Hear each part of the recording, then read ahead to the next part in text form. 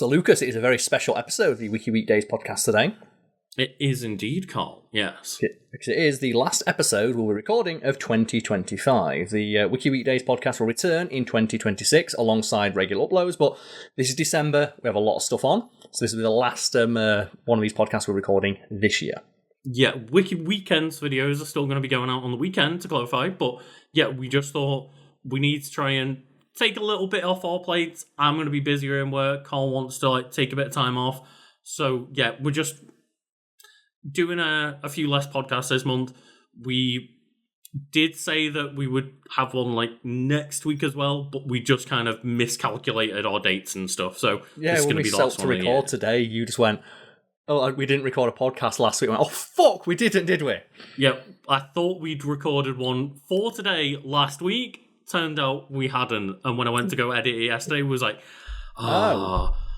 best laid plans and all that good stuff. But either way, if anyone unfamiliar with the format, Wiki Weekends is normally a series where myself and Lucas scour lengths and breadths of the internet for a wiki on a subject we're interested in. That's the video series. Wiki Weekdays, what you're listening to now, is ordinarily where myself and Lucas will bring a wiki from a place somewhere on the internet about a topic we want to talk about them both, let you, our audience, decide which conversation is more interesting.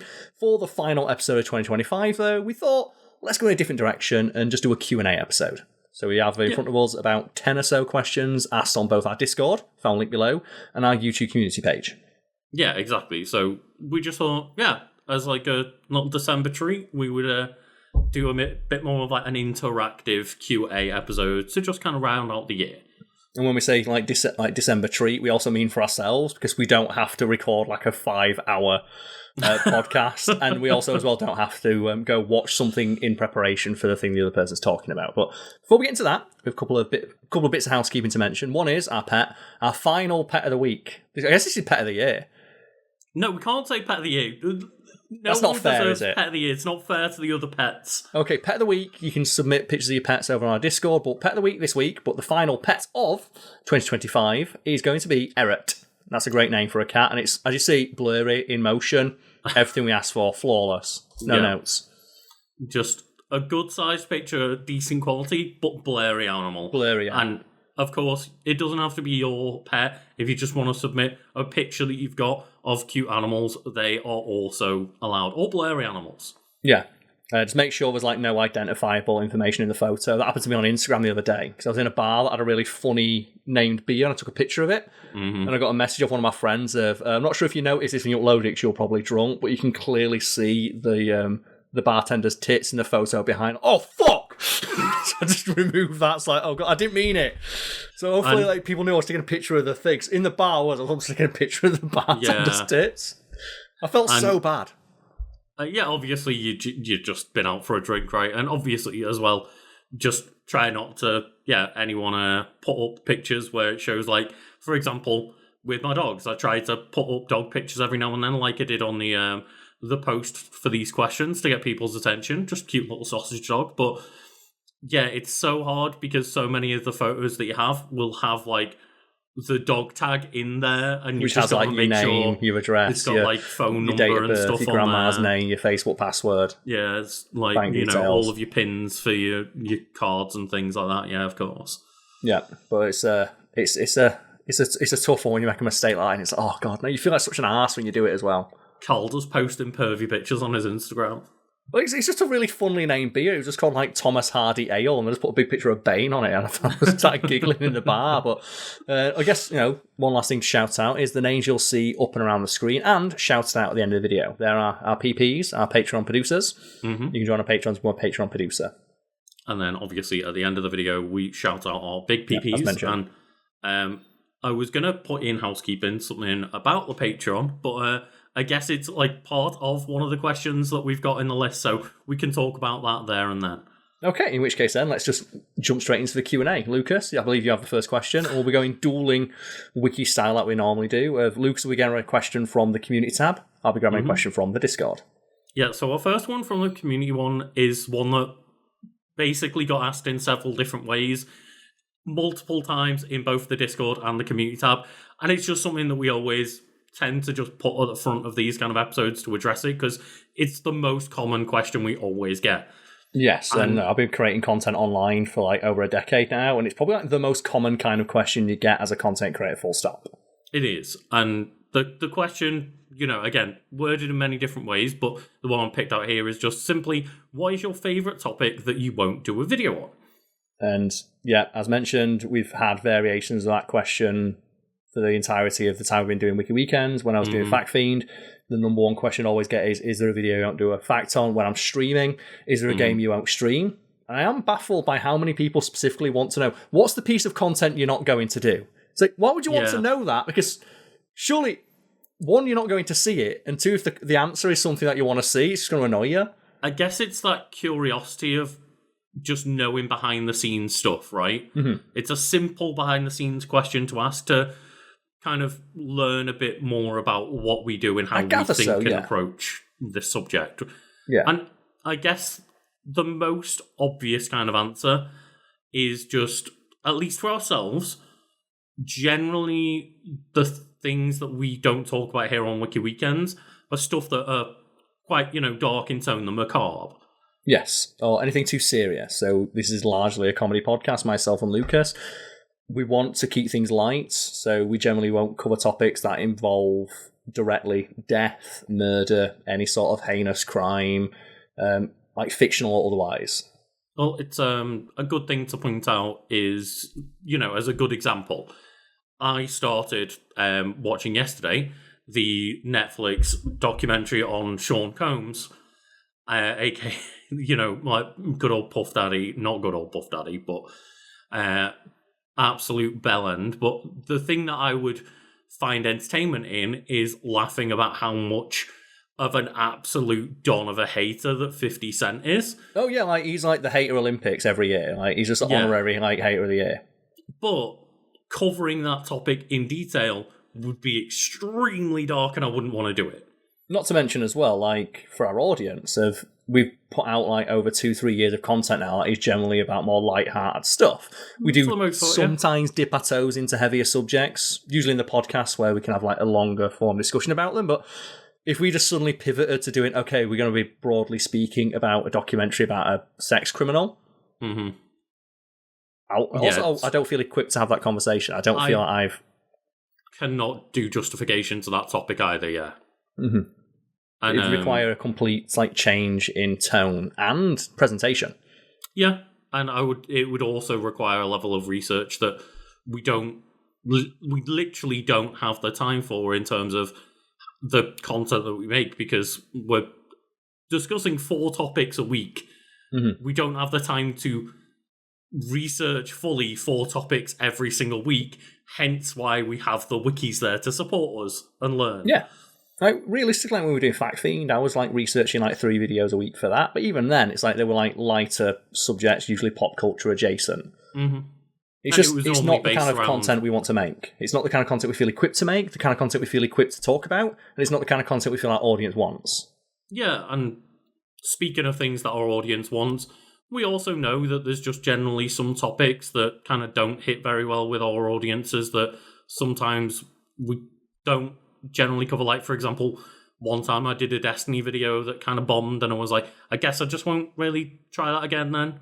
Yes, and similarly, there's a few topics I'd like to talk about, but I know that this is more a bit behind the scenes here. Myself and Lucas, unless it's a subject that's broadly something people are familiar with, like a TV show or like it's for example, MCU adjacent. Mm-hmm. You don't need to rewatch an MCU movie to be able to talk about the MCU, but specifically, like, if it's a TV show that I know Lucas has never seen, there's not going to be much of a discussion there.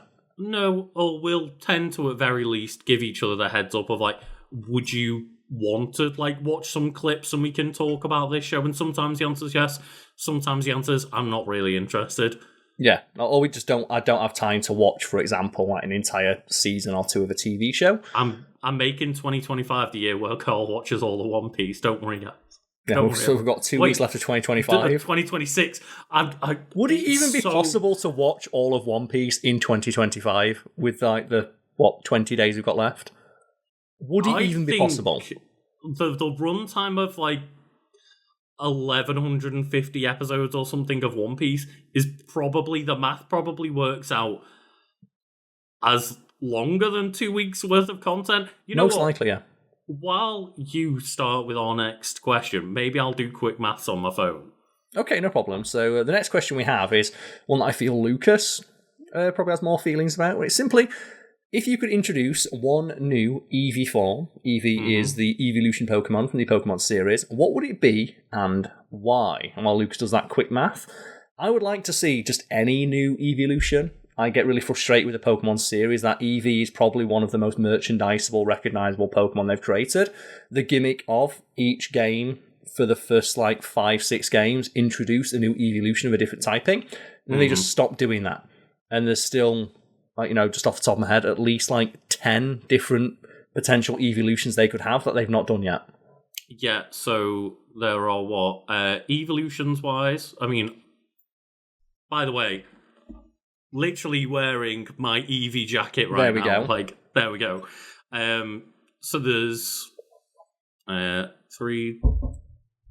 eeveelutions, yeah, I thought so. And there's 16 18 types. Right? Oh, 18 types now, yeah. So yeah, there is literally 10 more types that they could do them on, and a lot of people kind of go towards this theory of, oh, well, they've only ever done the elements that were special type focused back in the past, which theoretically would mean that the most likely answer is Ghost. I don't particularly think I'd need a Ghost Eevee. That doesn't sound want to see the any. cutest option. Yeah. My answer would be any. I would just like to see them return to that gimmick. So I thought it was a fun gimmick of each new game gives you it's like Yoshimitsu in Tekken, of each new Tekken game. Yoshimitsu, what the fuck is that dipshit wearing in this game? If suddenly, for Tekken 9, Yoshimitsu rocked up and he was wearing jeans and a t-shirt, I'm like, that's not fucking Yoshimitsu. And you've done it for 7 games on the bounce, why have you stopped now? Same with Eevee, if you had 5 games on the bounce where there was a new eeveelution every game, and then you stopped doing it. It was every other generation we got new EVs, or at least a new Eevee in Sylveon. Yeah. And they just have given up for the past 3 generations worth, and I just want more of them because I want to see that entire type chart filled out. Yes. I am wondering, gun to my head, what kind of typing that I would like to see next. Bug type's my favourite types from the game, so I'd love to... I can just imagine a big bug-eyed Eevee with little wings. Yeah, and I think it would be a really interesting one to try Poison and make this cute little poison dog. Oh, yeah. I think that would be a cool gimmick, but it's a question that I struggle with a little bit, because all of my favourite types have already been covered. My general main 2 types, I always say I'd want to be a hybrid kind of dark fairy trainer. And they're obviously both covered in Umbreon and Sylveon. And I also like kind of psychics and electrics. And again, they're covered. All your favourite typings are covered, right? A good answer as well might just be Eevee getting a normal evolution. Oh, yeah, if we go Normelion or something, right? If we just got Eevee squared. Yeah, Eevee but bigger. Yeah, that would be incredible. But yeah, the answer is obviously just all of them, because any of them, yeah. Give us I like the idea of flying Eevee actually as well. Flying Eevee is a good one.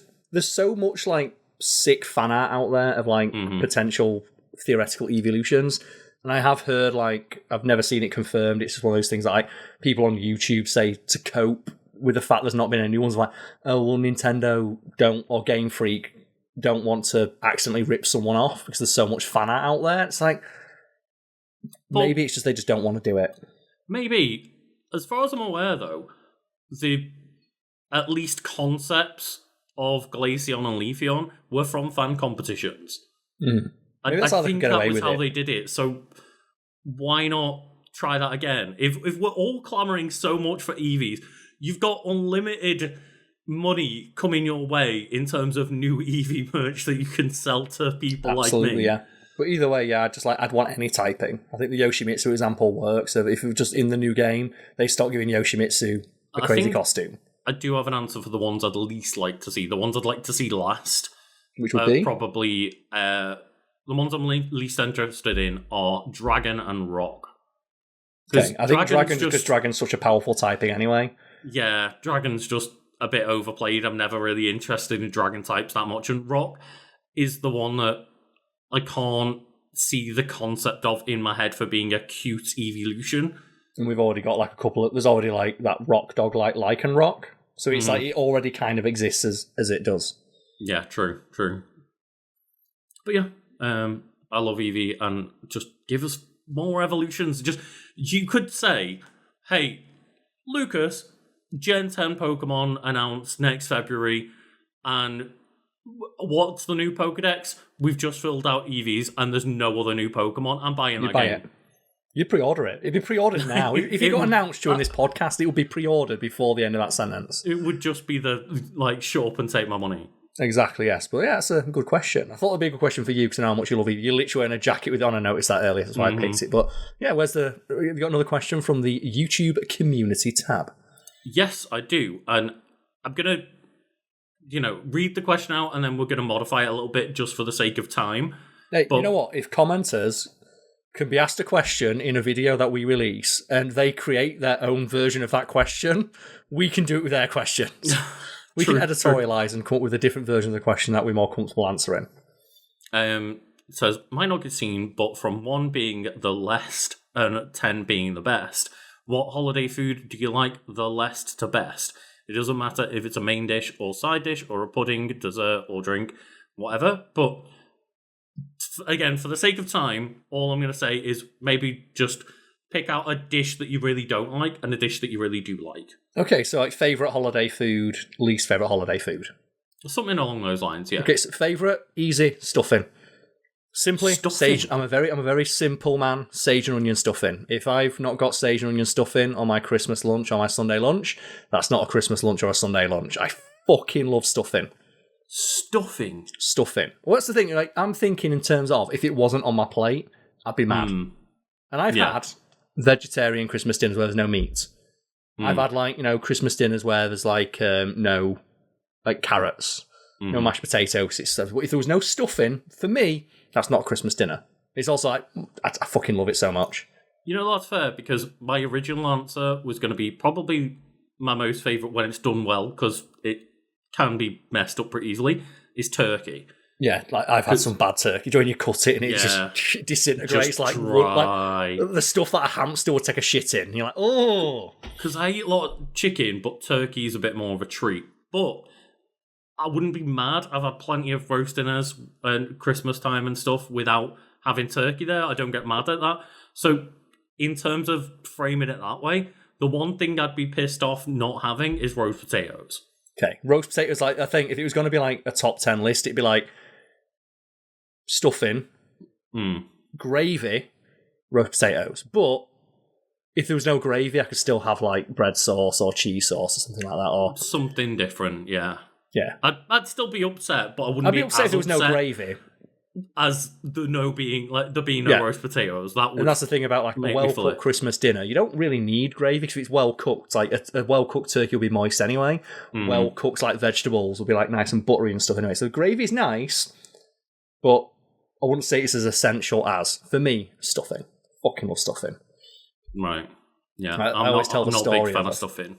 Well, you've seen it, haven't you? Like my picture on Facebook, the picture on like Messenger, is me when I went to a carvery, and it's me with a plate, and the plate is like piled to the like thing, and it's just all stuffing. Yep. Karl got stuffed himself that day. I absolutely did, yes. And least favourite for you then? Like, what do you think is like the most bottom tier holiday dinner edition?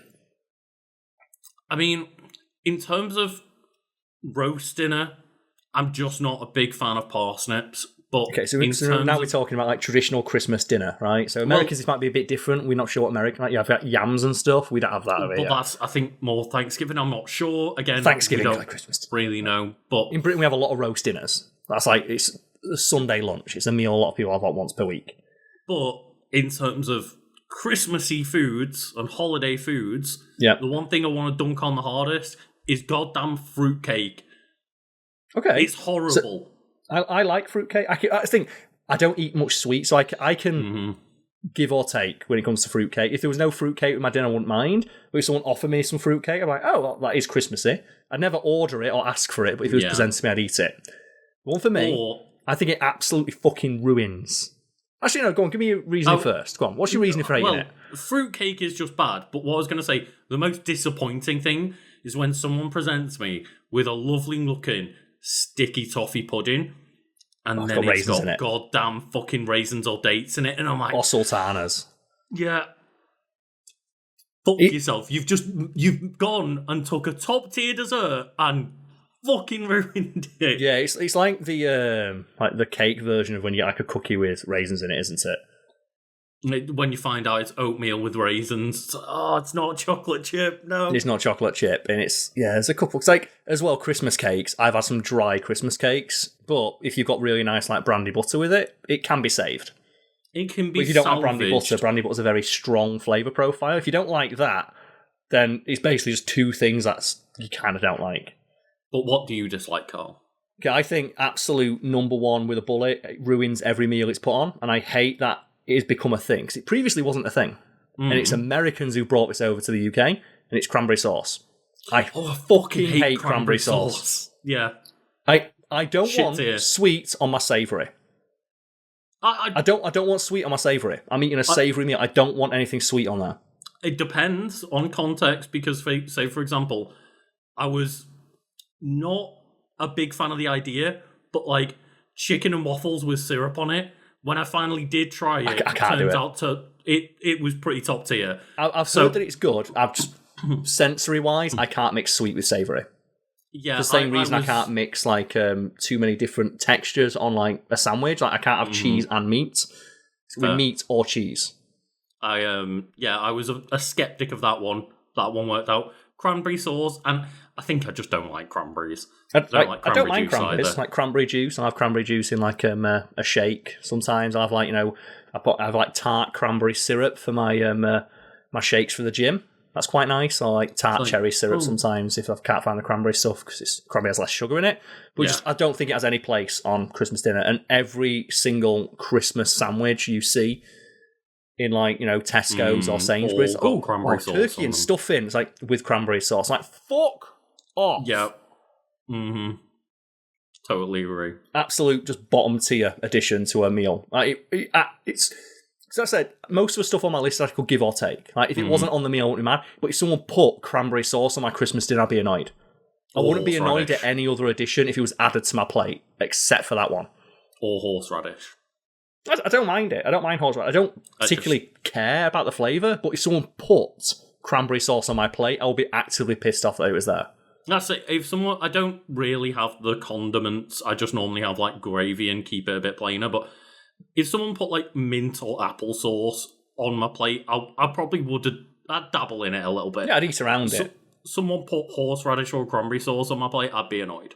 Yeah, and that's what I was thinking when in regards to the question of, it's got to be something that it's not that you just don't like it. It's that if it was there, it's actually making the meal worse. Its addition makes the meal worse. But yeah, thank you for that question. And to clarify, we're not calling out people's usernames because we didn't ask whether people want to get credited or not. So of course, yes. We're not trying to be mean or anything. Just some people, when we've done it in the past, have turned around and be like, I didn't really appreciate my name being called out. So yeah. Yeah, some people just they take privacy very seriously. Unlike me and Lucas, who's got a camera in HD for all the world to see. But yes, the next question we have, Lucas, is: do you have a favourite niche video game? Like a game that fits a very specific genre that's not particularly explored much. And one I really like is the car combat genre, which doesn't really exist anymore. I used to love stuff like, we mentioned it in a podcast last week, I think, like Twisted Metal, Vigilante 8, all the smaller ones like Destruction Derby. Just any game where you drive a car and the goal is crash into somebody else's car. Yeah, and I'm calling you out for saying niche instead of niche. You're American. But yeah, a niche video game that I like, maybe not niche in terms of what you would call like the hardcore gamer kind of circles where a lot of podcasters I listen to would play these kind of games, but the niche in terms of just overall vibes. Like broad public appeal. Yeah, I do love just a good old roguelike deck builder. Okay. Just something like a Slay the Spire or even Balatro, it's not really deck building that much. It kind of is, but you don't build the deck to start with. You build the deck throughout the game, which I guess you do with a lot of them. So yeah, it counts. But yeah, just the progression of building up a deck through a roguelike run is just, there's something there that scratches that itch. Very particular itch, yeah. And I guess as well, in regards to car combat, not necessarily the exact same genre, but a game I've mentioned on the podcast a lot is Future Cop LAPD. And that is a game where you just drive around as a little robot shooting things. Like, I'd like those kind of games where it's kind of exploration, but you just something about like the physics of driving a car in a big open environment. I don't know why, but like I played that Future Cop LAPD as a kid a lot, and just really, really that genre stuck with me. There's a lot of those weird kind of slower paced isometric games that have that weird janky satisfaction about them. Yeah, I always, for some reason as a kid, was obsessed with all those weird bad isometric like marble and golf games and stuff like that. Yeah, it's like I used to play those like golf games all the time, because it's like the only game we had on like our PC. Like Tiger Woods PGA, like 1998 or something like that, and just try to get out of bounds and just power drive. See, I'm thinking more of those weird kind of like the ones where it's like the golf from more top down and party like, golf. Well, I was thinking like, yeah, the ones where you're like floating in space and they're just like little puzzle golf courses and stuff. Yeah, like those games are super fun. Party golf's great though. Party golf is fantastic, and yeah, I really like weird little janky games sometimes. Yeah, and then in regards to like probably the most specific niche I can think of is very specifically licensed RTS games for console. You really got into Halo Wars. Yes, I really liked Halo Wars, and I also played a lot of Alien vs. Predator Extinction. I played a lot of Lord of the Rings Battle for Middle-earth, and I know that's on PC, but I played it specifically on Xbox against the computer, because when I got to the point where I know if I played like Battle for Middle-earth against like a real person, they'd kick my ass, but I always enjoyed there's something about building up a really big army, and like leveling up your army and unlocking things and the slow progression. Yeah, I played Halo Wars for a while, and I went online, didn't have fun with it, but then just the satisfaction of just putting a game against like the CPU on and beasting on the CPU. Easy, and just absolutely beasting on them with this giant army. Build up your army, right? Because when you play competitively, so I did play Halo Wars competitively for a little bit. Me and a friend of mine got to, I think, like the top 100 on the leaderboards. Oh, wow, yeah. And like he was like Onyx rank or champion, and I was like the one below. But those games were fun, but there was a very specific way you had to play to win. It was you rushed. If you weren't like if you weren't attacking in the first 5 minutes, you weren't having fun, or you weren't winning. And just I really appreciate the slower aspect of like building up a big army. And the only really way you can do that is against a computer player. It's saying and specifically on console, because console for me is like relaxing, so like sitting all the way back on my sofa and playing the game. Yeah, I really appreciated Civilization Revolution for that. It wasn't the best Civilization game by any means, but it was a version of Civ 4 that was built for consoles. And the idea of just relaxing, slowly working my way up and making my capital city just this absolute unit before I then decided to dunk on a couple of barbarians nearby. Yeah, it's like Age of Empires as well. And like I'm specifically saying on console. And I know someone else is like, what is better on PC? I don't care. The question was, what is your favourite niche subgenre or genre? And that for me is it. The one I'm really interested in is waiting for Civ 7, I think it is, to hopefully be good on Nintendo Switch 2, because then you could use the mouse controls while I'm sitting on my sofa, right? That would be really fun. And in that vein as well, specifically on console again, park builder games. Ooh, yeah. So think about like Jurassic World Evolutions. Because on PC, I don't like, even though you have more granularity over the control, that level of granularity is very intimidating. And the simplified, like stripped down versions available on consoles just make those games a lot more accessible for me. Because I know I never have the time to fully invest into an RTS or a park builder. On a console, when if it's stripped out, a bit simpler. Yeah, I like the idea of not having that really intimidating wall of systems that Menus you need to learn and menus that you need to go through and tutorials you need to do with just, like hey, you can kind of have a bit of a drop-in experience and learn pretty quickly. Or like the 100 different hotkeys you've got to remember to like target. I want to select all of this type of unit that are across the map. Yeah. It's like, this is just it's a bit simpler. Any more for you though? Like any like more subgenres or specific ways the game is played?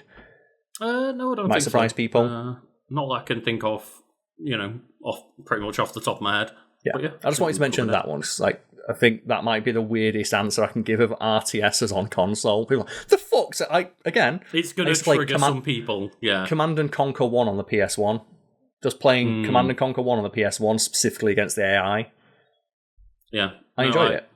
I like winning. Do a lot of the time enjoy those, as we said, simplified versions of complicated games, so that I don't need to be specifically skilled in them. I can just get a taste.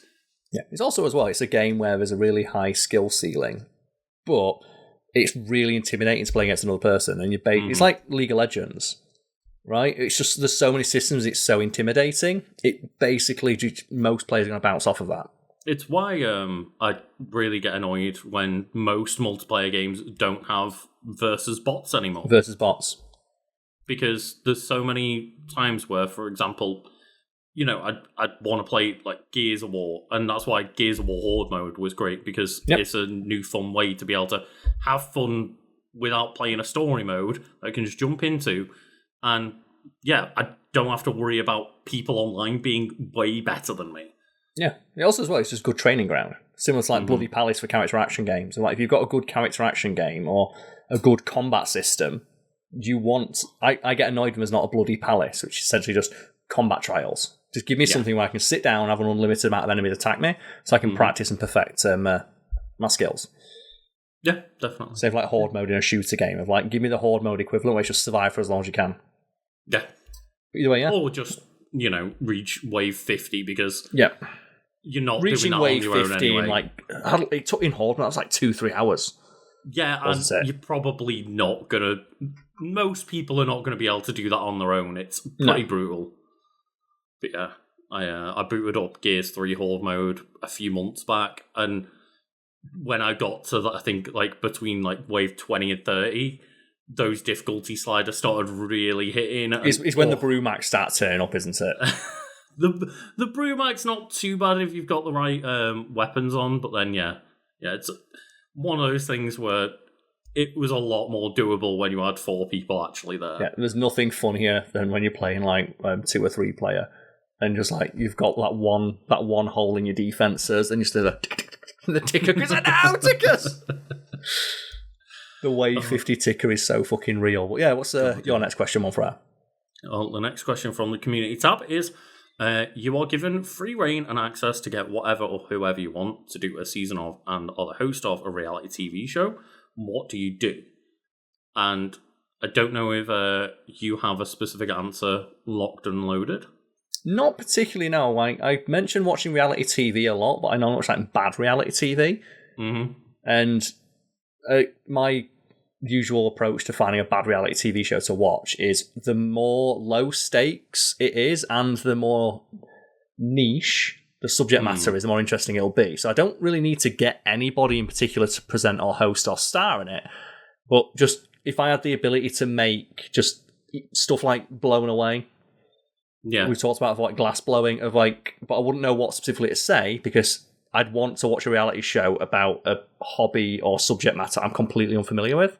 See, the thing and that see I'm experts thinking of that thing take part. In my head, I've kind of like twisted this question a little bit of, I would put myself as the host, and I'm not overly particular about who I would have on there, but, for example, say you, when you mentioned Blown Away, would it not just be really interesting to be able to be the host of that show and watch everything happen and kind of, you're not the one that needs to have the expert opinion, they get the experts in, you just get to kind of enjoy that experience of hosting the show.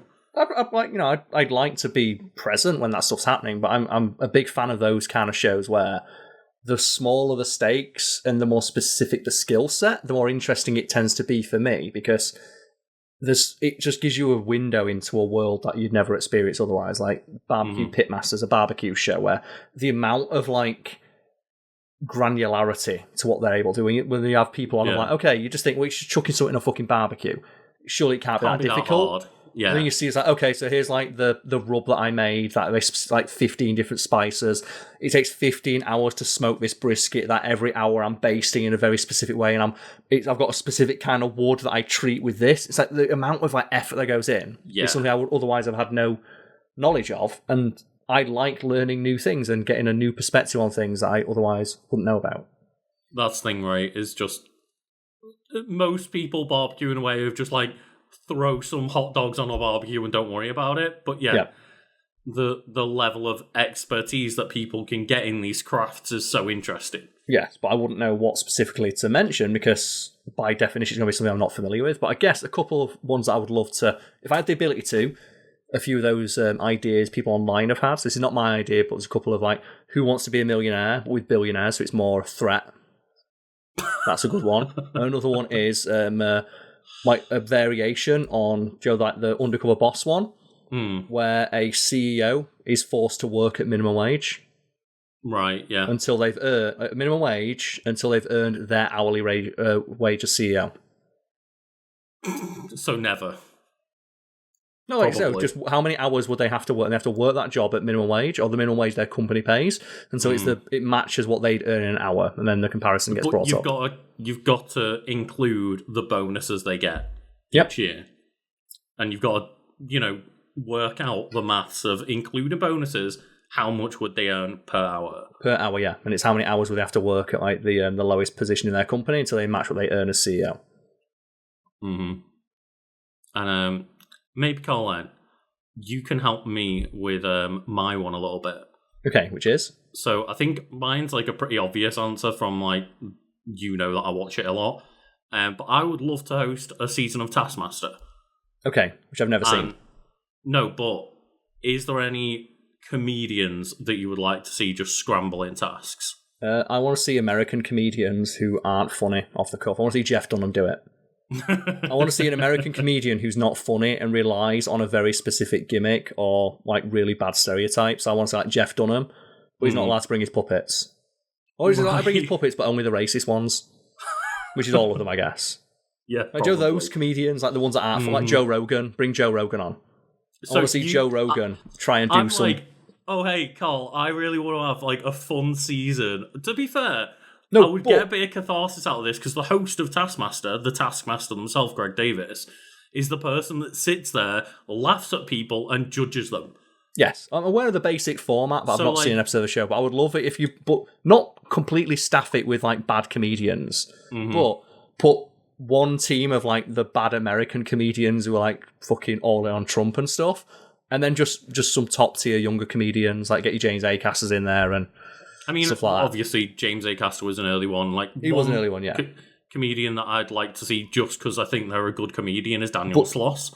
But imagine like seeing like fucking Jeff Dunham, like try and be funny. Try and be funny off the cuff when like James Acaster or like Daniel Sloss is there. Let's throw Ricky Gervais under the bus there. Yeah, let's put Ricky Gervais in there. Let's see him be funny off the cuff. Without just the joke being, I'm not allowed to say anything while saying everything under the sun. Yeah, that's what I mean, like someone like Joe Rogan who insists that he's a good comedian, but he's only funny if he's, like, punching down. Let's see him go up there with some actual talented comedians. Obviously, you don't actually mean he's funny, but people think his jokes are funny. Yeah. And I would love to see, like, his worldview completely shatter when he's, like, competing with, like, actual young, hard-working comedians who are, like, honing their craft and actually putting the effort in to be funny and interesting and insightful. Because that's why I think that I'm not really bothered. The general trend with Taskmaster is that nowadays, because they've got a big name, they tend to get one or two comedians or just actors or something that are quite well known, and then they fill out the rest of the cast with young up-and-comers. Or maybe not even necessarily young, but just people that are a little less well known in those circles, but still have a lot of talent, and they just want to kind of use that as a bit of a jumping off point for their career. But that's why I'm not too bothered about who would necessarily be on there, but the idea of all they have to do is turn up, watch people fail at tasks, and then get to be the judgmental asshole, and that's the gimmick.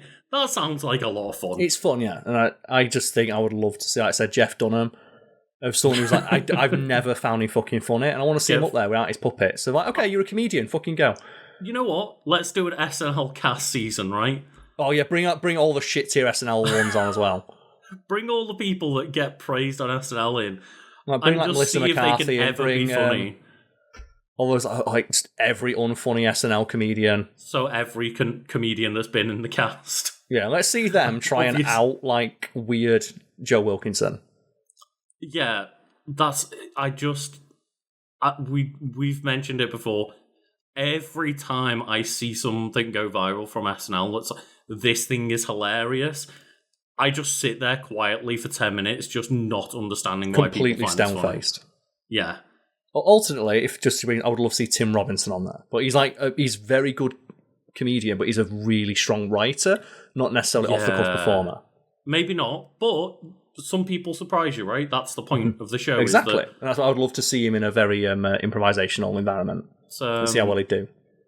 There's some people that on their kind of their lack of humour is their humour.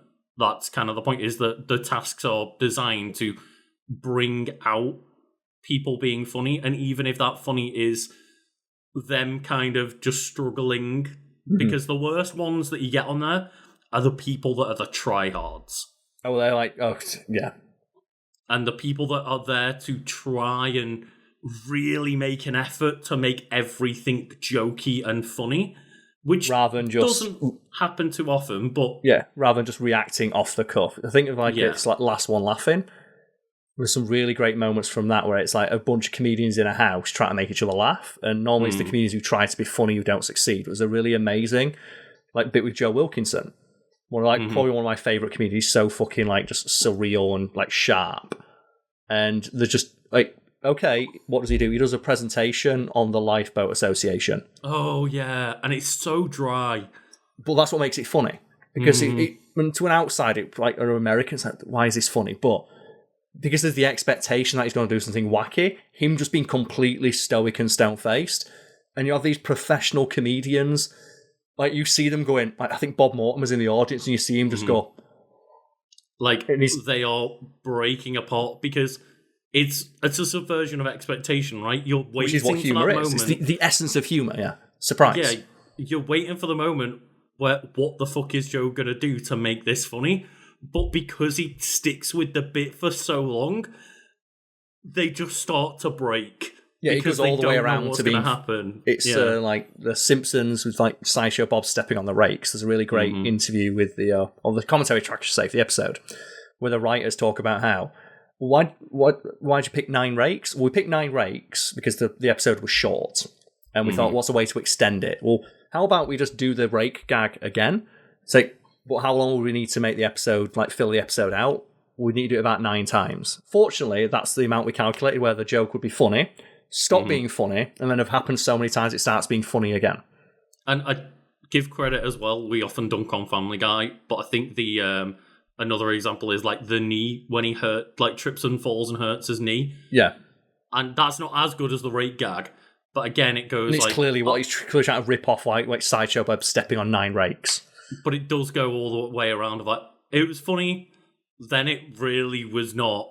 And then you're like, oh, but they've kept it on long enough that it kind of is, though. I think a better example from Family Guy is Peter trying to throw a frog out of the window. Oh, and it's him like there's a dead frog, and he's trying to like get the frog out of the window. It's like a 5. It feels like it's 5 minutes, but it's funny. Stops being funny and starts being funny again.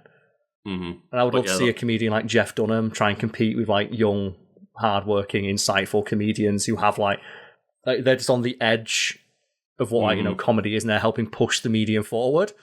And let's just see, like, okay, if you still... The reason I just want to say him is because a friend of mine messaged me the other day, like, do you know Jeff Dunham's performing in my city? And on the poster, he's still got Ahmed, the dead terrorist. Oh my... He's still doing that. God. He's still making that joke 20 years later and selling out stadiums with it. He's beaten that horse, and that horse is like dead, buried, and decomposed. Yeah, he dug it back up to like beat it again. Yeah. Shit. So he put a stone in the dead horse's mouth and he's crushing it, trying to get some blood out. Ridiculous, but yeah. Anyway, Karl, on that note, we should move on. It was a simple question, but the person who asked it on our Discord says, this is the most talked about question from my high school newspaper. Do you store your syrup in the fridge or the cabinet?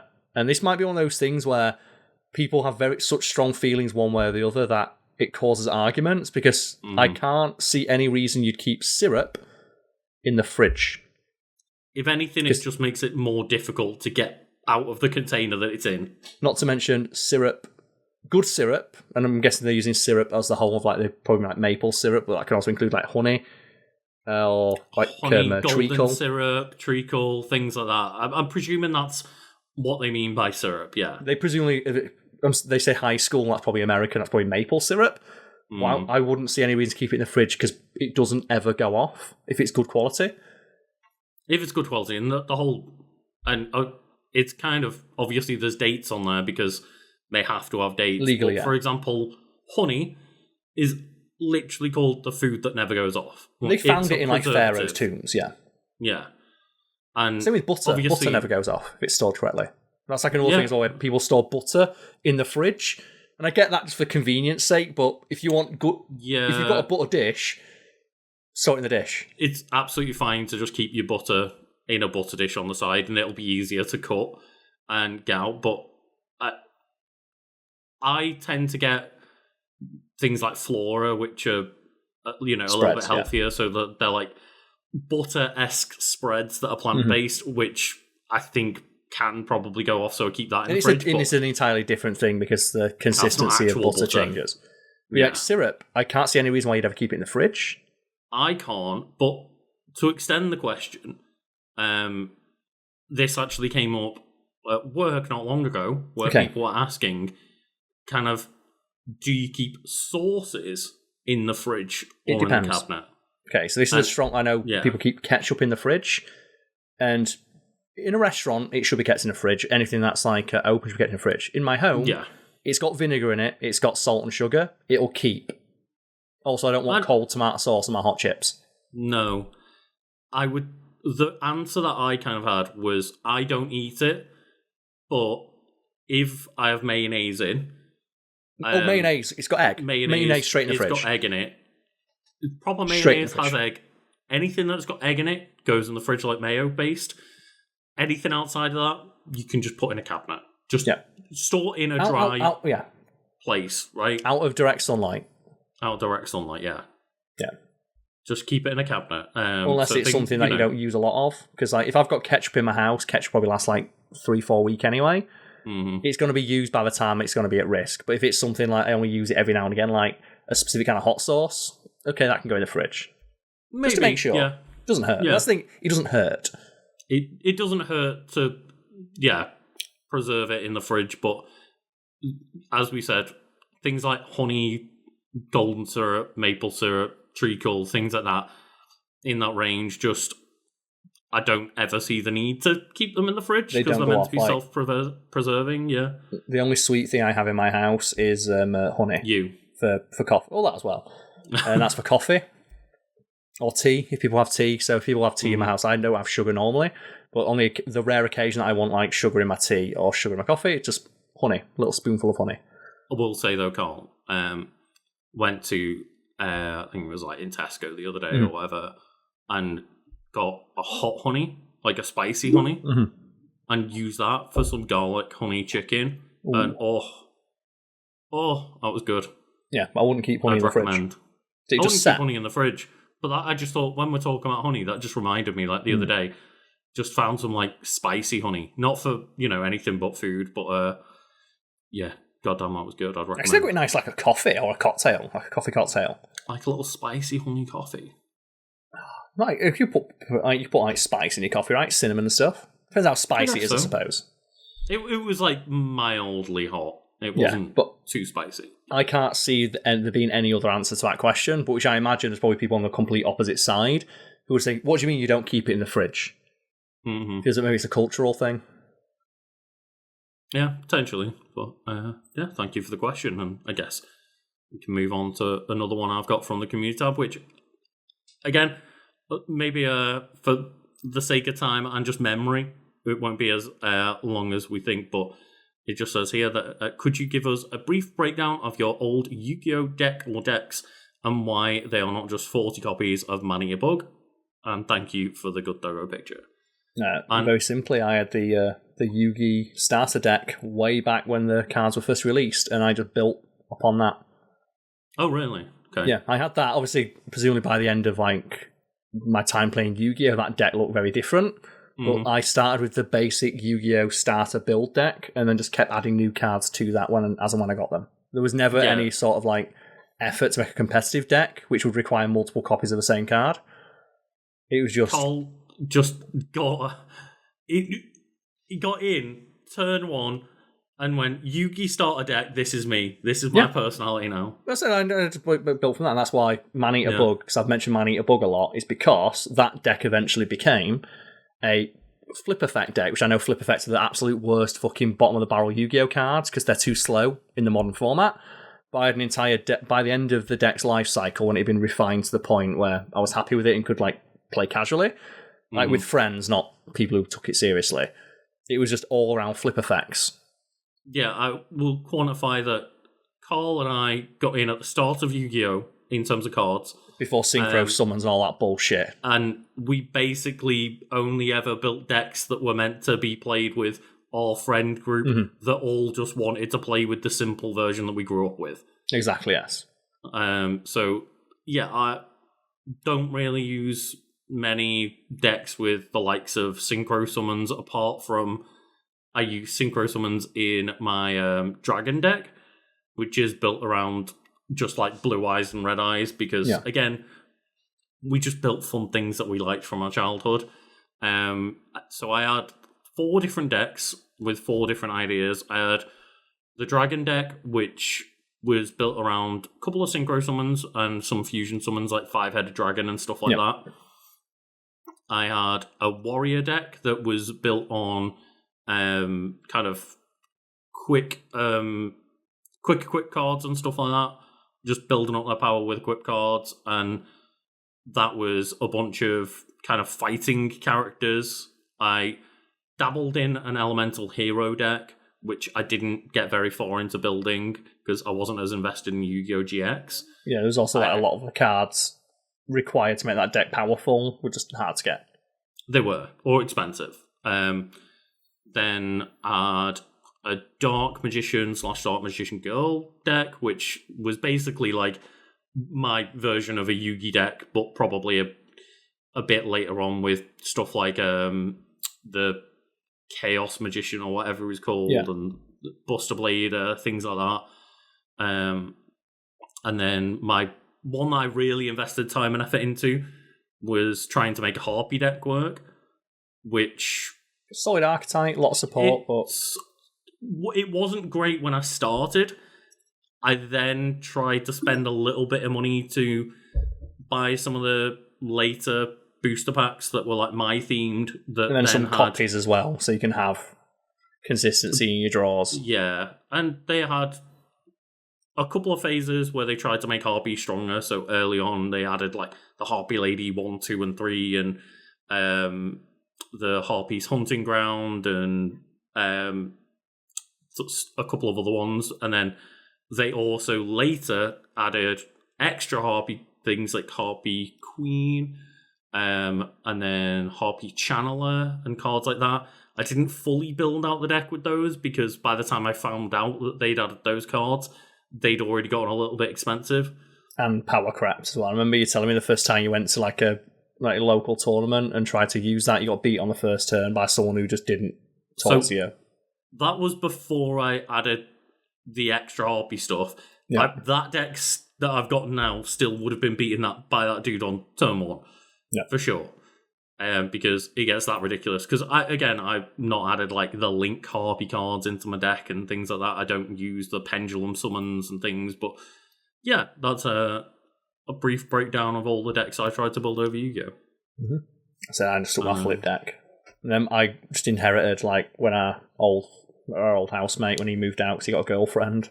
He gave me all his old Yu-Gi-Oh cards, so I've got his decks, they're not mine.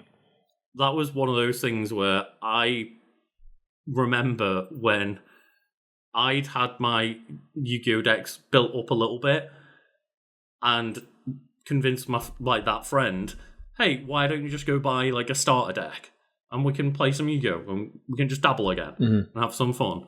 And they just went and bought a dinosaur starter deck. That's the one, yeah. Tyranno, Dino, whatever it is. Yeah. It tore every single one of my decks completely apart. It's like, you haven't even put an extra card in here. This is just the starter deck, and that was just the way power creep worked. Power creep works, yeah. Remember, like, a friend of mine, we said, we're going to have like a Yu-Gi-Oh night. He went out for like £6, just bought a UA starter deck without any like the ace monsters in there, and won every single game. Because that's just like, it said power creep. That's how it happened. It's unfortunate, but it's the way it goes. Yeah. But the question from our Discord, Lucas, that I picked up is there a piece of media that you wish had not been adapted, whether it's because it was poor quality or because you disagree with the overall creative vision behind it? And there's a couple. One that I thought would be interesting would be Christopher Nolan's Batman trilogy, just to see how different superhero media would have been without everyone wanting to do the dark, gritty reboot. Or the grounded version of the hero, where he just wears tactical body armor and shoots people, which Batman doesn't do. But that's eventually the influence of the Nolan verse can be seen on DC to this day. Yeah, the Dark Knight trilogy did a lot of good and a lot of bad. In terms of, we got 2 great movies and 1 very good movie. Yeah. The third one being the very good one, to clarify. Batman Begins is great. Got Bane in it. But people really don't seem to have talked about Batman Begins that much. I think people do a disservice to it because The Dark Knight just overshadowed it so much. Yeah, and it is kind of stupid when you think about it, right? He poisoned the water supply, so did no one take a shower in Gotham? Or when Batman's like, I don't kill, and he fucking detonates the League of Shadows headquarters and kills 80,000 people. No, Karl, he didn't. The fire killed all those people, Karl. The fire and the explosion. It's not Batman's fault. It's not. But yeah, I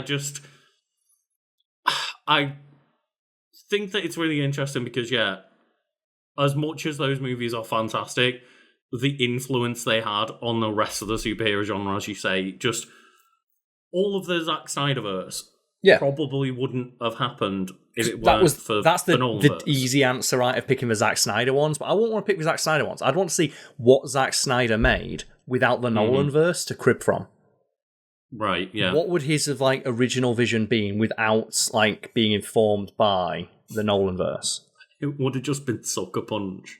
Oh, it would have been even worse, but I'd have been interested to see the impacts. It feels like, do you ever see questions someone asked of what would you delete Into the Spider-Verse or Shrek? And someone's like, well, Into the Spider-Verse is great, but I feel like if you deleted Shrek from history, it'd have a cascade effect that result in World War III.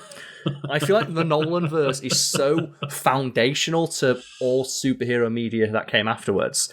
I'd just be interested to see what the pop culture landscape, if it didn't exist. Obviously, the MCU started at a similar time to Batman Begins. Yeah. It was Dark Knight came out the same year as Iron Man. Yeah. So Iron Man probably didn't really crib that much from the Nolanverse because it was maybe already a little in bit in terms of how grounded the tech felt, I feel. Maybe, but Batman Begins probably came out around the time they were starting production on Iron Man. And Iron Man had a notoriously shaky, all over the place production, yeah. Yeah, so it's one of those of... I guess it was probably kind of similar thinking around the same time, but yeah, I definitely do think that we had, for a while, things like Avengers were really quite grounded for comic books into, yes, there's a wormhole in the sky with aliens coming out of it, but it's still a bit more grounded compared to what you could do with a comic book. Just the outfits as well. People always point out the MCU outfits just being all tactical with belts and stuff on there. It's it's a comic book. Make them look silly or because, for example, when I say grounded, you compare something like the first Avengers movie to, say, for example, Thor Ragnarok, which was a bit of a reaction to how stilted things maybe had become, or Guardians of the Galaxy, just how much more wacky and over the top those films were. How and comic even then, book they're it more felt. grounded. And they're still more grounded than the comic books by margin, but yeah. In that, like, what would be your answer to that question then? So yeah, it's interesting because there are adaptations that are so bad that they go full circle and just become absolutely fantastic in terms of how bad they are. For I think my favourite example is, I don't know if you remember, the god-awful Donkey Kong Country TV show. Oh, that's where all the memes come from, right? That's where all the memes are from, yeah. And that's why I wouldn't want to delete any of those. Like, presumably people were expecting me to say something like, oh, the Avatar The Last Airbender live-action movie or Snyder's movies. Like, no, because if you remove them, I like them that they exist as an example of what not to do. Yeah. They're also interesting as curios. I think my answer is just insert Disney remake here that is in live action. I was going to say, like, I'm not going to pick anything that's too bad or anything that's too good, because as we often say, the worst thing a piece of media can be is boring. Mm-hmm. And I think, like, as bad as that M. Night Shyamalan Airbender movie is, it's so bad that it's interesting to talk about, at least. It goes full circle to at least be an interesting piece of media. Yeah, to talk about. And, for example, as I always point out, big Lilo and Stitch fan, get rid of that fucking live-action movie. Just get rid. And I guess, like, I do technically disagree with the creative vision behind it, in the sense that they didn't have one. Yeah, exactly. It adds nothing to the conversation. Yeah, it's like, similarly, I wouldn't want to get rid of it, but I would not care if they deleted that the live-action Last of Us TV show from existence, because I feel that it literally adds nothing to the mythos of the games, because it's just a shot-for-shot remake of the games, and that already exists. The one reason why I didn't want to say that, because the first thing that came to mind when I read this question was the One Piece live-action, which is just inherently, in my eyes, way worse than One Piece, in every single way. However, in terms of The Last of Us, One Piece, things like that, I think they do a good job of bringing new audiences in. Yeah, so they have value in that sense, and one of the things that's frustrating about The Last of Us is that there's a couple of things they added that are interesting, like the episode in the first season about Frank that expands upon Bill's story. It changes Bill's story. The couple of vignettes at the start of the episode, like the flashback to the news story. You must have seen that, right? Where it's like, the guy talking about cordyceps infection, or the origins of the infection in Indonesia. But they stopped doing that after like the fourth episode. It's like, well, why not focus on this stuff? Why not build the world? Use the breathing room and the medium you have access to tell a more complete story, or explore aspects of the game that weren't explored all that much because you didn't want to remove us from the narrative and the active control we had. And instead they focused on recreating scenes from the game. It's like, but you can see that in the game. I can't remember the names of them, but there's like the either father and son or brothers that you meet halfway through. I forget. Like, the Last of Us. The black dude, right? The black dude, his son. And like the son's like dying or whatever, and I can't remember the exact details anymore. It's been a while since I played Last of Us. But having an episode where you focused on their journey would have been fantastic. Or even if you wanted to try and do what, wasn't arguably done in Last of Us Part 2, of do more episodes with backstories about Abby's team to make you actually understand their stories a little bit more. The worst parts of the live-action Last of Us show where they're trying to recreate stuff from the games, because you can tell the actors are being hamstrung by that constraint. Like, for example, the introduction of Abby as a character. I don't know the actress name off the top of my head, but I saw an interview with her. She talks about, I played through that section of the game where Abby's introduced, so I could copy the way that she walks. And I was like, okay, sure. Why would I give a fuck about that? Why would I give a fuck if you're walking like the character does in the game? Why would that matter? And apparently, it matters because they want to be able to put the screenshots side by side. Of course, and it's Caitlin Dever. Caitlin Dever, there we go. And it's just, she put on a good performance, but I was just so distracted by moments where they're clearly trying to ape the cinematography and action of the games, rather than use the medium of television and the live action format to handle it a different way and give us a different perspective. The one thing that was interesting, though, is that I found it... I've not watched any of the Last of Us TV show if it isn't evident. I've seen that on one episode. Have you played the game? But I've played the game, so I didn't feel the need to, exactly. But I was very happy to not see a massive online backlash against the actress for Abby, because she's obviously it's the one thing... No, but the character of Abby obviously got... Yeah, very, very... very divisive. Attacked online. The problem is that Bella Ramsey's just a crap Ellie. Yeah, I have heard that they really don't have a strong performance in Season 2. It's because they've got to carry the show on their own, and they can't do it. Pedro Pascal can carry a show, Bella Ramsey can't. I heard nothing against Bella Ramsey, it's just they're not mature enough as an actor yet to do that. Yeah, I heard good things about Bella Ramsey as Ellie in Season 1, but it just seems like they're not a strong enough actor yet to hold it on their own. They're also not very good at emoting the way that Ellie does in the games. With Ellie, for example, like the Nora moment where Ellie is chasing Nora and he's just fucking furious and absolutely just like single-mindedly pursuing a target. They recreate the chase and the shot where Ellie caves in Nora's skull, one for one.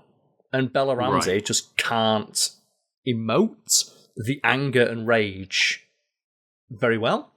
Yeah, and I had to just remind myself of the name, but Ellie's played by Ashley Johnson in the video game, and Ashley Johnson puts on a phenomenal, like, masterclass of performance between Last of Us 1 and 2. Mm-hmm. Some of the best video game acting I've ever seen.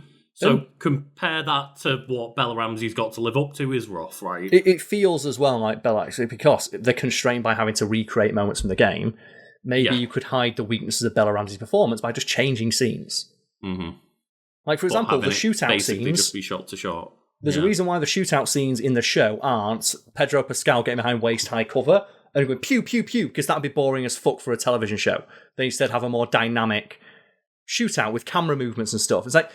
If you can understand that for the action scenes, why not understand it for all the other scenes as well?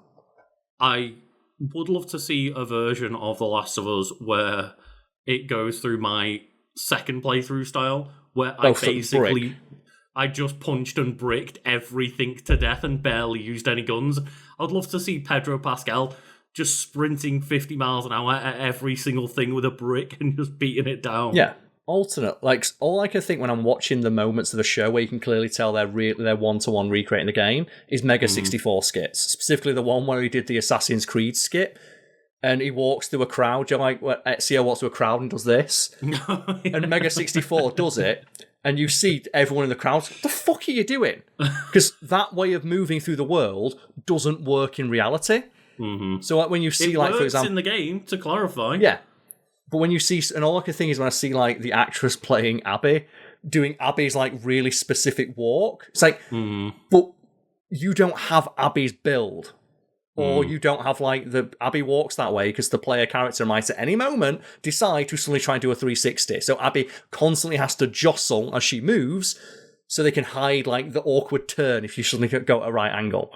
People don't walk like that in real life, and it looks weird that you're doing it. Real people don't walk in ways that fits animation styles. Exactly, but you can clearly tell. It's to the point where the actress said, I copied the movements in the game. It's like, but why? You don't need to.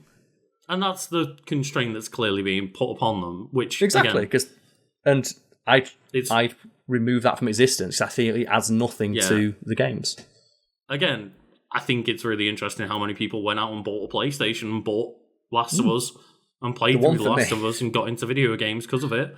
My friend who was watching it, who had a completely unique experience. I was like, oh my god, that's interesting for them specifically. They were like, they were watching Last of Us for Pedro Pascal, and they didn't know what happened in Last of Us 2. And when they were doing the watch through of season 2, sent me a message that it happened again. I was like, what do you mean? It's like Pedro Pascal's gone and going, oh shit, yeah. This is the second time in a big high budget show that Pedro Pascal has just had his head caved in midway through a scene. Viper scene nearly got me to quit Game of Thrones when I was just like, oh god, the greatest character in the show just got his head popped. Yeah, and that's a completely unique experience for my friend who had no idea that that's what happened in the second game. Mm-hmm. And that's probably the only value The Last of Us show has added to my life. Obviously, we all experience that when playing the game, but it's interesting to hear someone have no idea about what's going on and get to experience it in a different way. And for example, as I say, the only value I see those things having is there are a lot of people that I saw on social media getting into One Piece because they watched that Netflix 10 episodes or whatever and went, oh, but I really want to know what happens next, and then started watching the anime. Yeah, like, and that's... its main value for you is onboarding people to the original thing. It's like that live-action Avatar show, which I, again, have issues with, because they're clearly trying too hard to 8 moments from the show, rather than using the medium of live-action to offer a new perspective. And I see the only value of that live-action Avatar show is getting people to watch the original. And, yeah, exactly. That is actually one thing that I guess is of value in the One Piece show, because it is a little bit different in terms of the story and characterization in that first season. I don't mind if they change stuff. Like, as long as, like, because I think it's like there's an upcoming, like, Lord of the Rings movie. Like, do you know the Search for Gollum? Oh. And they've announced that, hey, we're recasting Aragorn because Viggo Mortensen's 70 fucking years old or something. Yeah, of course they are. And people are mad of like, well, like, Viggo Mortensen is Aragorn. It's like, it's an adaptation. You can change the actor. That's a benefit you have of making a new movie. You aren't constrained by the previous things that existed. You can change stuff to fit the specific medium you're telling a story in. God, I've been trying Why would you to limit yourself? I've been rewatching bits of Stranger Things, and obviously it's not a different adaptation, it's the same adaptation, but talking about recasting, just in the seasons after season 1, every time it's a Will scene on his own, I'm just like, okay, maybe I can just skip this scene because Noah Schnapp doesn't know how to act, and he also gets a rough time because Will's character is fucking awful. Yeah, he's a terrible character. He gets barely any screen time, and the actor is bad. It feels like, Joe, that's one of those weird things that comes like child actors and stuff, where I think like Modern Family as a sitcom example of like all the kids in that in the first couple of seasons aren't very good. But it's understandable because, like, you know, they're kids and they're doing the best with the, you know, the limited experience they have. But then it's like season 10, and some of the actors, the child actors, are now growing into adults, and they're good. And some of them aren't. But because they were on the show in the first season, they have to be there. And it's like, oh, you looked out, kid, because you're never fucking acting after this show ends. Like, Noah Schnapp is never getting another acting role ever. You'll never see him in anything ever after this. He can't act. He's shit. And, yeah, the kid that played Manny. That's who I was going to say. He's terrible. Terrible. He's a terrible actor, but good for that kid. He got cast when he was young, and he's probably going to live off the residuals. A small, cute kid at the time that did the job that they needed to, but by the end of it, yeah. And that guy, because he's an adult now, will probably never act again, but fortunately we don't need to. That's just the luck of the draw, right? They would get residuals, because that was still back in like actual TV times when they were probably offered it. Same like Noah Schnapp and stuff. You imagine that they're probably going to live off the residuals or whatever deals they signed for Stranger Things, where it cost like $500 million to make, but you're never going to see that kid in a movie ever again. I think most of the time Netflix tries to not give residuals away and stuff like that, but I imagine for Stranger Things, those kids probably had a lot of betting power. Yeah, especially as well. It's like you can't recast Will with how pivotal that. It's like you lucked out. You're really lucky because you're a shit actor, but they can't recast you. Yeah. So it's Memphis Bleak. Let's fucking go. You really like the story of Memphis Bleak? No. He's a really shit rapper, but he's friends with Jay-Z. Oh. And Jay-Z literally has a song where it's like, I forget the exact lyric, but he says in the song of like, yeah, I know he's never going to have a number one hit, but he's like number one, but he's always going to get his cut. And Jay-Z's he's my friend, I like him. So Jay-Z had him like appear on a couple of records, so he gets like cuts of those album sales. It's like everyone knows Memphis Bleak can't rap, But he's friends with Jay-Z, so he's just Jay-Z's just doing his mate a favour. Yeah, the way I've heard about it is like he's just a millionaire by association. And he just looked out. It's like you're not a good rapper, but you're friends with Jay-Z. It's like Noah Shat, like you're a shit actor, but you were on Stranger Things. Yep. But Karl, yes. Maybe because this one's a bit, less fun. Okay. Maybe in terms of like it's more of like a Patreon-esque question. Maybe we could do your last one next, and then we'll end on my last one, which is a bit more of a silly one. Okay, so the final question I picked from our Discord is simply: Are there any upcoming changes for the Wiki Weekends podcast based on the Patreon goals for next year? So these are goals for 2026. Yeah, so we had kind of some fundraising ideas to expand the channel and focus on like some gaming stuff and things like that we put up on our Patreon. However, Karl and I behind the scenes have like discussed that maybe we need to like refocus on our efforts because clearly it's not the kind of thing that people are clamoring for to go over to the Patreon. At least, yes, and our growth it's not on enticing the Patreon people. And the channel has slowed, so we need to rejig Patreon goals and our ideas for what the channel is and what it's going to be in 2026. That's a discussion myself and Lucas need to have off camera. That's why we're taking a couple of weeks off so we can figure out those like moving parts and hammer all the details down. Just kind of refresh and focus on enjoying the holiday and stuff as well. Yep, that's another thing. Yeah. Like arrive in the new year, refreshed, bright-eyed, bushy tail, all that good stuff. But there is a point where we're going to have to look at the numbers and figure out between us, okay, this is what we're going to look at the numbers that our audience, the things that our audience have responded well to, the things they've not responded well to, and just, readjust going forward. Yeah, so that's kind of one thing that we would say. I guess we've got, a suggestions and feedback part of our Discord. So if you have any ideas or things that you would like out of the channel in terms of either content you'd like to see us focus more on or just things that you would like to see as stretch goals for our Patreon to give us some ideas, we might not necessarily take them, but we can kind of accumulate some feedback. It'd be very helpful over the Christmas period. So, as I said, I imagine me and you're going to have a meeting at some point. Also, yes, complaints, but actual founded one. Not just like, I think Karl sucks, I don't like him. Sure, I can't do anything about that. Yeah, if it's just you don't like us or our videos, I'm sorry. There's not much we can do about that, but if there is something like I would like it if, for example, topics were shorter, or you explore topics in more depth, or you referred to the wiki more, referred to the wiki less. I wish you'd do more scripted content. I liked it when you, especially if you provide examples as well of like, this video was good.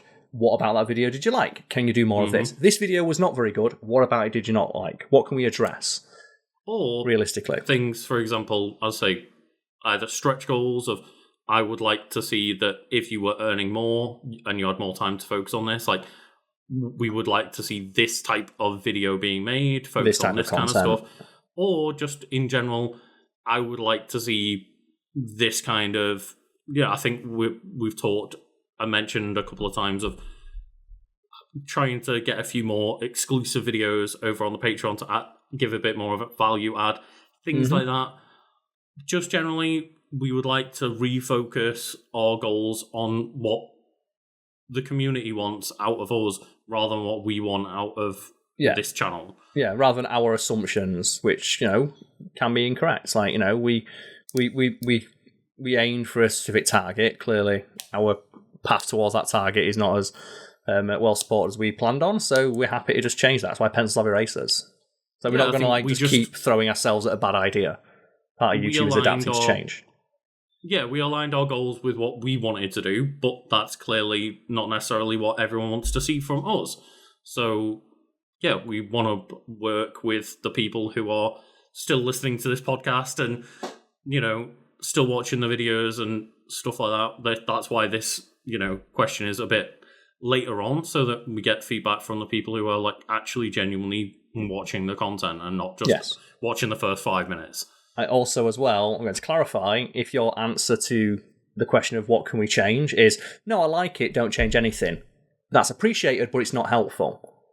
Yeah, it's not necessary to leave that feedback. We appreciate it, but it's really not helpful to say don't change anything, because clearly we need to change something to achieve broader appeal, or attract new viewers. Or just double, because it's one of those things, we can double down on trying to make content that's better equipped for the algorithm to get more people in. Or we can double down on community aspects and, doing more exclusive things and stuff like that. And it's kind of helpful to know what the actual viewers would like to see us do. Exactly, yes.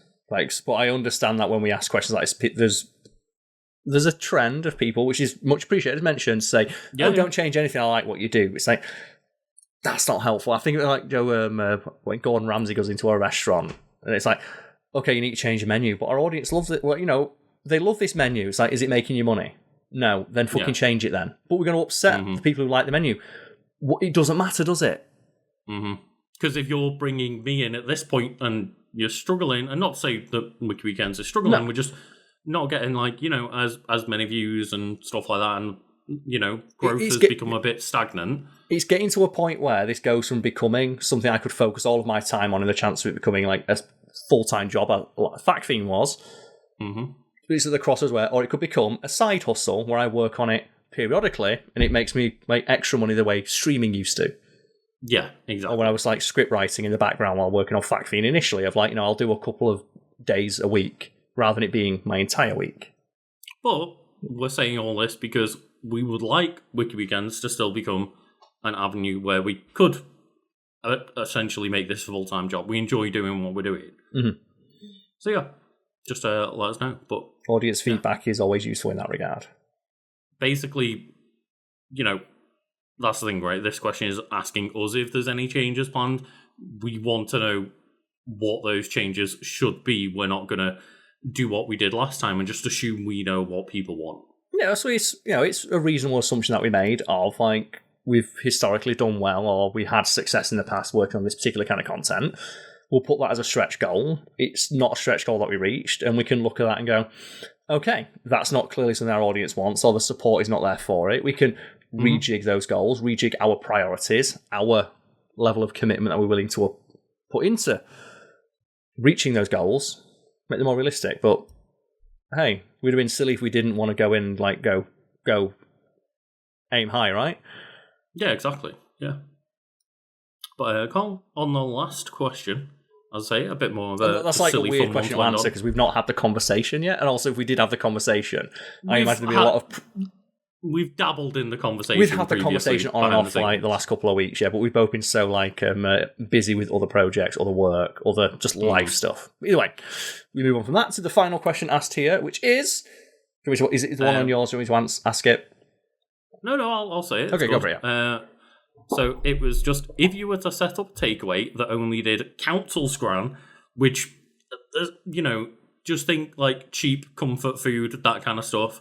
Yeah. What would you put on the menu? Spam, beans on chips, bangers and mash, etc. I think there's a place in Sheffield that I used to go every single week when I was in university. It's a place called The Graduate. Do you remember The Graduate, Lucas? Yeah. And they had a gimmick. I do. They had a thing on their menu called a dog bowl. And it was a meal served in a dog bowl. And it was just a basically create your own plate sort of thing, where it was, you pick your base, chips. Who doesn't want chips? I guess if you made it, it'd be sweet potato fries, it was chips. And you get protein. So that could be fish fingers, sausages, chicken, anything like that. I think they also did a grilled option, but it's you pick a protein, then you pick a sauce. That could be curry sauce, baked beans, mushy peas, grated cheese, something like that. And they charge £2 for that. Back in the day, they did, yeah. Back in the day, I think they did that and a pint for £6 or £5 or something. Yeah. So something like that. 'Cause I think that could work. 'Cause I know it did because when that bar got bought out by a chain and they just went to a generic beer and a burger place, they have never since had the level of success. I never see it more than half full ever. And it used to be that offer specifically, as many places do, Monday to Wednesday or something. So it's the Monday to Wednesday nights were actually busy in that bar or pub, compared to many places, because, a lot of people, just me and you, did that, I think, most Mondays. Yeah. And then just, like, obviously, just as well the gimmick stay here for a couple more. Yeah, the gimmick of it being a dog bowl. Like, obviously it was a clean one, but just that it was a gimmick that stood out in a very crowded market. A student city, and it's a bar. Also, as well, it's called The Graduate. It's literally next door to the university. Yeah, it was. And they got rid of the one unique thing they did that no other bar did, and I've never seen it be successful since. So I think something like that could work. Yeah, just definitely. Chips, beans, chips, a protein, and then sauce. But that's what most chip shops do. So, but I do think there is a bit of a gap in the takeaway market for, like, cheap comfort food.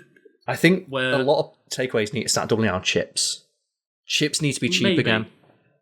Yeah, but it's one of those of, okay, a lot of people would just argue, okay, but cheap comfort food I can just make pretty quickly at home. Okay, but say, for example, me, I'm working full-time in a restaurant where I get free food. Nearly every time at home, unless I've booked time off, my fridge and cupboards are basically empty from food because I get fed 5 times a week with a big full meal. And I don't really have the need to be buying in food anymore. So I just think, okay, yeah, sure, I could, for example, quite easily come home and make a cheese toastie if I had those ingredients in my house. But I don't. Yeah. I rarely have a loaf of bread in my house because, like, why would I need it? Yeah, I think there was a lot of, like, it's not a unique idea, but I think you could find a niche in a market, you could find that gap in a market by taking some popular ideas and just stripping away the pretentiousness, like loaded fries. Loaded fries is chips and cheese. Why do they charge £7 for them? Yeah. Why do you charge £7 for chips and cheese? And you can get chips and but you can get chips and cheese from, like, any decent, like, hole in the wall takeaway in the UK. But my example would be as I say, like something like a cheese toastie, like a takeaway that you could just, like, go in and get, like, a cheese toastie from, like, there's plenty of cafes. That'd be a food cart, I think. But I think, like, building the idea of a whole takeaway menu on the idea of a bunch of, like, cheap, easy things you can go in and just get a cheap, quick takeaway. Yeah, and make sure you don't charge a lot for it, because there's always a pretentious version of it. It's like, a cheese toastie is just a panini, and shops will sell a panini rather than a cheese toastie because they can charge £6 for a panini. But I feel like if you double down and lent into the fact it is cheap, it's cheap, council estate food, using the, like, not the cheapest, we're using cheap, solid ingredients that you remember from your childhood, and we'll charge you accordingly. There is some of them overcharge. There's some popular kind of food carts that do just, like, the baked potatoes, right? Yeah, like, and it should be like a simple, wholesome beans and meal. Cheese, and they'll give you for a few quid. And that kind of stuff, I think, is a bit of a gap. Like, if you didn't just have one food cart that did just baked potatoes, but you did a takeaway that did, baked potatoes, cheese toasties, like, things like that, like quick, easy ramen, like, not fancy ramen or anything, just, you can't just focus on it being, like, quick, cheap and dirty. You can just go in, get a takeaway, get out. And I know there's cafes that do cheap food like that, but there's not really takeaway options. No, I think one that could work, like, maybe not takeaway, but I could see it working as, like, a hole in the wall takeaway. It would be an idea I've had for, like, on bread, because it is, like, in northern towns where I grew up, on bread is a very classic thing. Like, you must remember, Lucas, you had talked about pasta sandwiches before, right? Having your pasta sandwiches, having your noodle sandwiches. I hate when you go to, like, a chip shop and it's like, I want bread, and they give you a fucking tiny little bread bun with, like, a little. No, give me like 4 slices of King's Mill. I know it doesn't cost that much. I could buy it at a shop for 40p. You could get it at a wholesaler for way fucking cheaper than that. Give me, like, 4 or 5 slices of just, like, bread. And I was thinking, like, a pot noodle and, like, 3 or 4 slices of bread. A cup of soup with 3 or 4 slices of bread.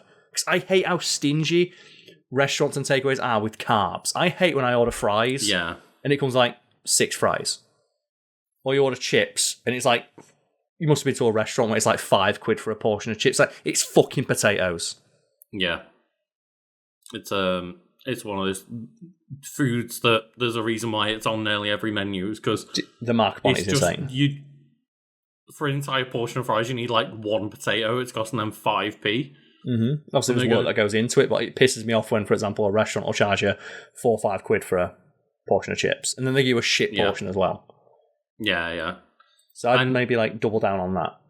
One kind of creation that isn't really like a classic. I know what you're going to say.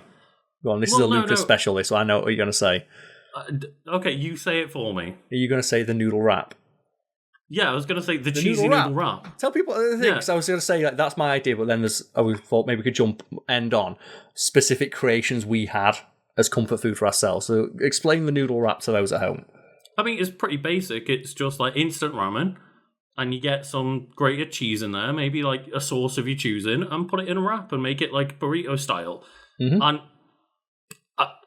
I know it's carbs on carbs, but people at home, I'm telling you, give it a shot. It's just show you. So moving away from good. Like and it's cheap. The generic foods that takeaways tend to sell. Something that I like, that if I was walking down the street and I saw someone offering it, specifically the way that I like it being made, like beans on toast. Always down some beans on toast. Yeah, you're not going to get beans on toast in a takeaway, and you're not going to get it for like the price I can make it for at home. Yeah, but that's the thing. If like, say for example, you walk past the chippy and you're like, I can't be arsed going to the shop to get beans. I haven't got beans in. You just walk past the chippy and they just sell you like a beans on toast to take back to your flat while you walk home. You wouldn't be able to, because it'd get too soggy. It'd be impossible to sell that. And I'm thinking of the logistics rather than like just the wishful thinking. But like some of the stuff that I'd have when I was younger, just like food that. I was going to say, you could change up the type of bread, right? So would you could find ways to make that work. There could be a way to do it, but it's never going to be as. I'm thinking too like logically about it, but there's some people that really like the beans on toast to get soggy and soaked in. The thing for me as well is comfort food is such a personal thing, even if it is very simple. Like for me, beans on toast, it's the simplest thing you can probably imagine as food-wise. It's 2 ingredients of bread and a tin of beans. But obviously, everyone in my family has a different way they like it made. Yeah, of course. And yeah, I'm sure there's ways you could get around that. Oh, but you could customize it, but then that defeats the entire point of it being quick and easy. I've got it. Toast. Just toast? Toast. And the only thing you get to choose is, what do you want on it? What topping? Buttery toast. Or and jam maybe on toast. You get to pick level of doneness. And it's like, and it's £1 for 2 slices of toast. 2 slices of buttery toast, done. And it's £2 for 5 slices.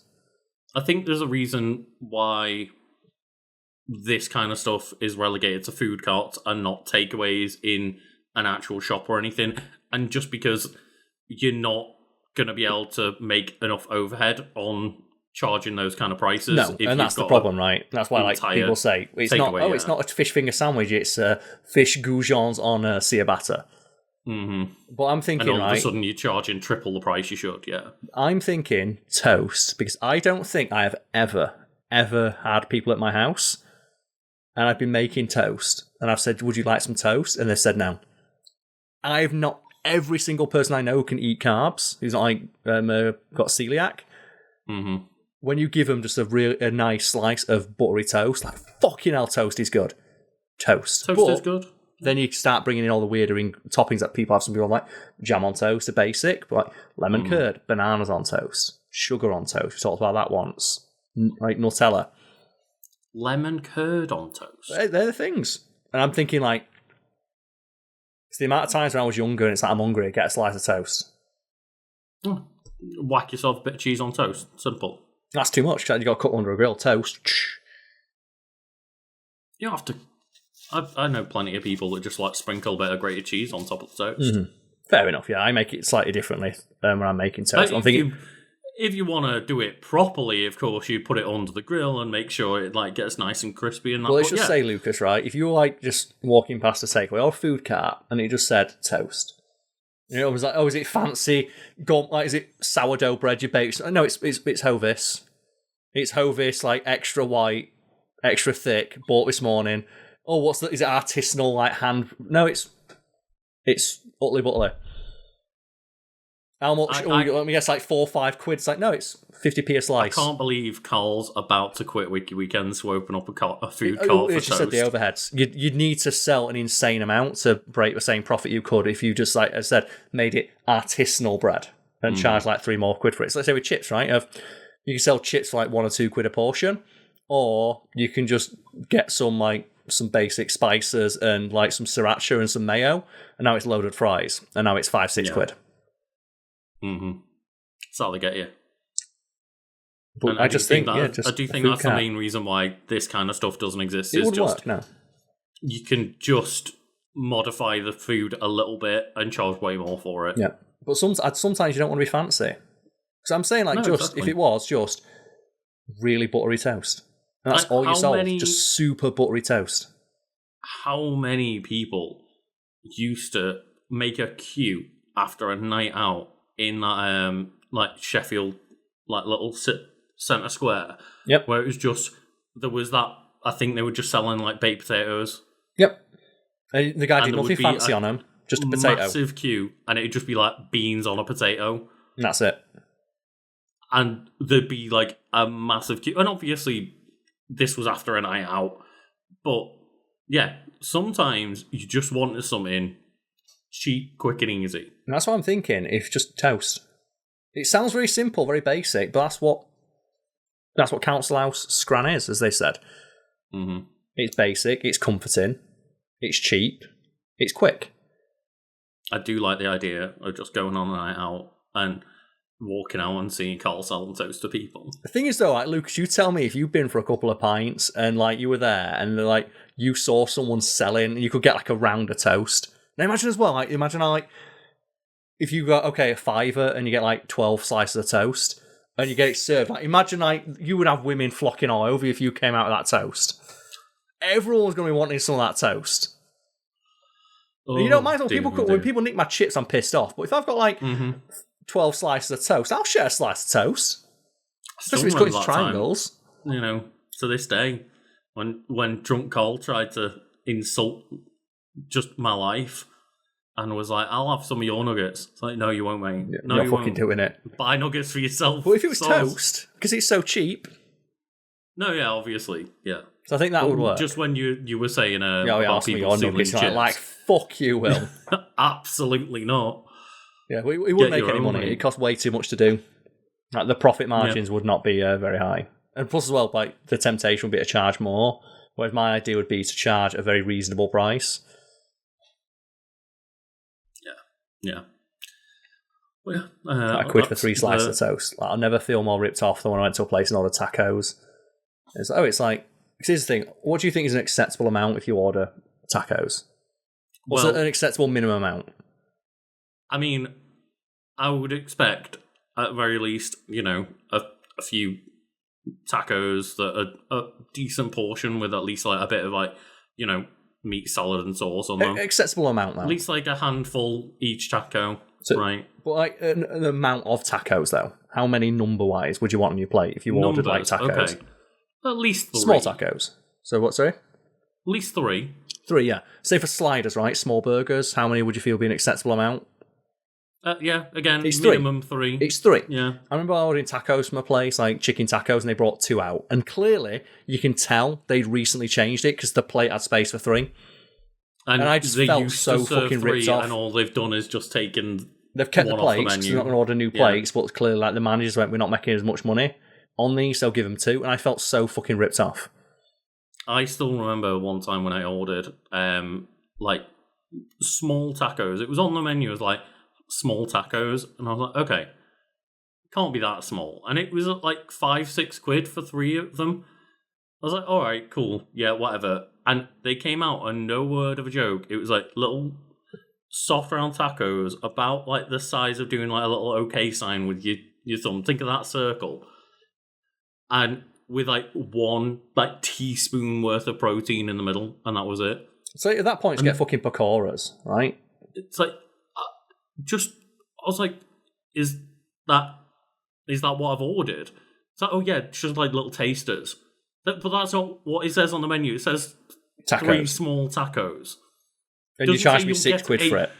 Tiny bite of food. I get 3 bites of food and you just charge me like £6 for it. And that's why I think if I did like the toast idea, you've got to give people at least 2 slices, preferably 3. So 3 slices of toast cut in half, that's 6 slices of toast that they could have. And that seems like an acceptable amount for £2. And you also do it where you have a food challenge of eating an entire loaf and you'll get it for free. No, what you do is you have like, you just invest in, you get some cinnamon sugar and stuff like that. And you say, rather than giving people like an option of I want jam, no, it's just fucking butter. But if you want to put a bit of cinnamon sugar on top, make some cinnamon toast, that's fine. And that'd be free. And that'd be the add-on. But just... Or you buy some cinnamon sugar and eggs, and then you charge £8 for a slice and now it's of artisanal French toast. And that's what I wouldn't want to do, because that's not the idea. But I think, let us know, folks at home, after you give us like the brutal feedback on how much you hate this channel, would you buy just plain buttered toast if you saw it for for sale from a takeaway, if it was reasonably priced? Karl wants feedback of which investment does he make for the next year. Wiki Weekends or toast? The toast van. Karl's toast van.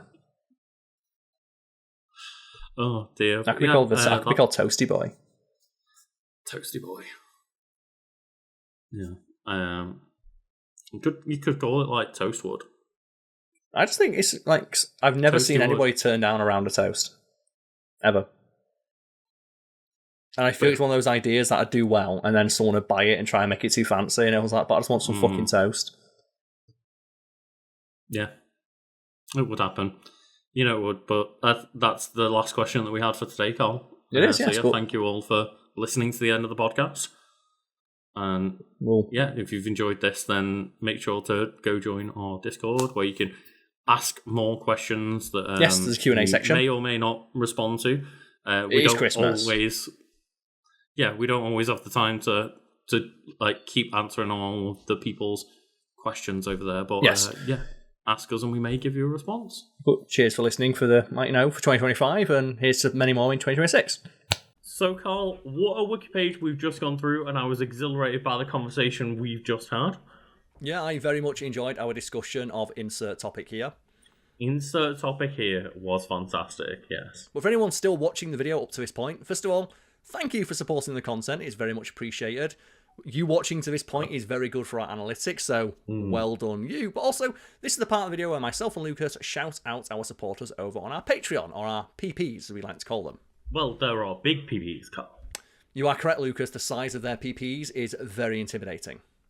I don't like this, but I guess at this point it should become the branding. Karl made this joke, and we live with it forever. Exactly, yeah. Do you know what? That's the origin of all the content we've worked on, Lucas. I made a bad joke, and we're fucking rolling with it. We are rolling with it. Rolling around at the speed of sound. I apologise if you don't like being called a big PP, but that's what we've landed on, apparently. And if you don't like being called a big PP, you can choose exactly how we refer to you, because a fun game we have between us and our supporters over on our Patreon is them trying to fuck us over by coming up with the most weird, obscure, or difficult to pronounce name they can for us to shout out. For example, Lucas, who have we got to give a shout out to first? Well, we have to give a shout out to the Burning Dragon, who gave us Morse code to interpret. And I'm going to be honest, the creativity being displayed by our audience is frightening.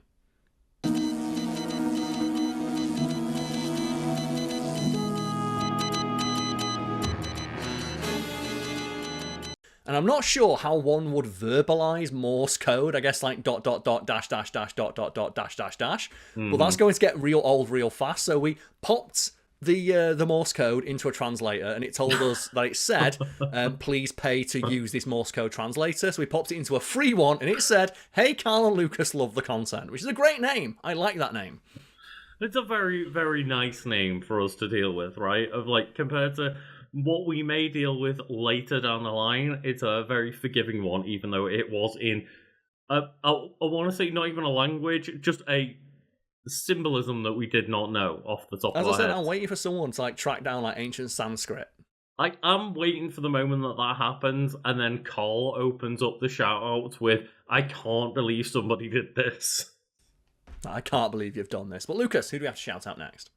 Well, afterwards we have to shout out ghost emoji, ghost emoji, ghost emoji, little underscore ghost, ghost emoji, ghost emoji, ghost emoji. So, little ghost, thank you. Lucas, you forgot the most important part. The ghost emojis are sticking their tongue out. They are cheeky ghosts. Like, they're Little cheeky ghosts. Tatum, just get in the car. little underscore ghost always refer to those just little ghost kamikaze attack ghosts from Dragon Ball Z. And it's annoying, we can't put a clip in of that because apparently every time like Gotenks use Super Ghost Kamikaze attack, it was known over here as the seizure beam. Because the effects they use for Super Ghost Kamikaze causes seizures, which admittedly is a pretty powerful attack. Why didn't more characters in Dragon Ball use the seizure beam? We greatly respect Little Ghost and their commitment to their branding and theming. We wholeheartedly endorse and respect that. But moving swiftly on, the next person to shout out is another long-time supporter of the content. That is Tinakui Horshata. And they followed up with, this is going to be embarrassing for me. People probably can tell that I'm not a student of language, but Tinakui Horshata, Nikwa, Talax Kali, Wan Nikoni, So Pelatum, To Huantin, Tit Klawma, Mayak Talak Wali, Tika Mati, Tr, Kal Tikilt Yoan. And I don't want to run that through a translator because I don't deserve to know what it means. Did you hear something? No. Did I? I don't know. It is one of those things I think Cole probably deserves for inciting the challenge of come fuck us up. Yeah, I did invite our audience to submit names that'd be difficult for us to pronounce for their own amusement. So, Tinakui Horshata, I greatly appreciate that you've continued to do that. And you, as well, they shift up their name each and every month, so I can't learn the pronunciation or even the dog shit pronunciation that I use. But yes, thank you for supporting us for so long, even though I continually butcher your name in the outros to our videos. Yeah, I think I have a little bit of an easier one to shout out this time, which is Split Scream, and they've the additional Easter Island head at the end of their name today, so I appreciate that. It is my understanding that the Easter Island head emoji is used to portray someone who's super stoic and badass. Oh, right, okay. Like, do you know, like the Chad meme? Like, people always like when you got like super strong jawline and like, you know, handsome features like I have. Like, you just like post like loads of Easter Island head emojis underneath. Oh, okay. Cool. Yeah. But I sure hope that people don't watch this far into the video. I'm like, no, you don't, Karl. It's like, it's a joke. I'm being self-depreciating. Yikes! Squidward, you're even more handsome now! But moving on, next person shout out is another long-time supporter who's kept their name very consistent. The only thing more consistent than their support has been their dedication to the name, Rosalindis Memphis. And in that vein, I will continue with my commitment to try and find a song with the word Memphis in it to edit in with your name. I have yet to find one that doesn't get these shout-outs copyright struck. I will find one. There is a song out there that the owner of doesn't give enough of a shit about to sweep YouTube for copyright claims.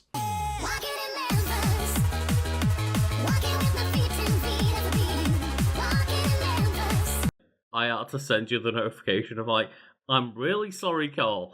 The Nightcore versions didn't make it. Yes, I initially I put in a clip from Mark Combs walking in Memphis. That got copyright struck. Then I thought, didn't Cher do a cover of that song? Yeah, Cher sent us a copyright strike. Well, hang on a sec. Maybe if I speed up the Mark Combs Cher version, still got a copyright strike. I went, hang on a sec. And then I thought to myself, surely there's a Nightcore remix of this song. There's a Nightcore remix of everything. I found it. Master Blaster, who did the remix, also sent us a copyright strike. I'm running out of covers of that song to try, but I will keep trying for as long as you're willing to support our content. Thank you, Rosalindis Memphis. Hell goddamn yeah. And the next person that I have to shout out is Rama Sawatome. I hope I'm pronouncing that correctly, but yeah, just absolute shout out to them. And I unfortunately don't have a Sawatome song to put in here as like a clip. Familiar, and I'm not familiar with the character of Ranma Soatame, so when I googled it for last month, again, long-time supporter, it's appreciated. It's from some anime, so that's cool. Okay. I learned something new. So in addition to supporting our content, Ranma Soatame introduced me to an anime I wasn't familiar with, so I appreciate that also.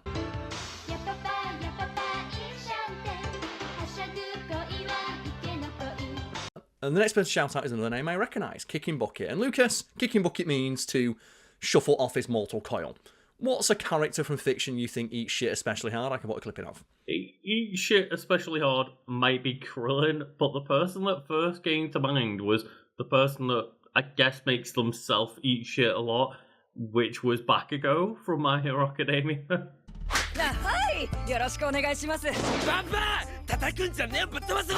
I'm going to put in a clip of that one, orc in Lord of the Rings who gets drop kicked out a window by another orc.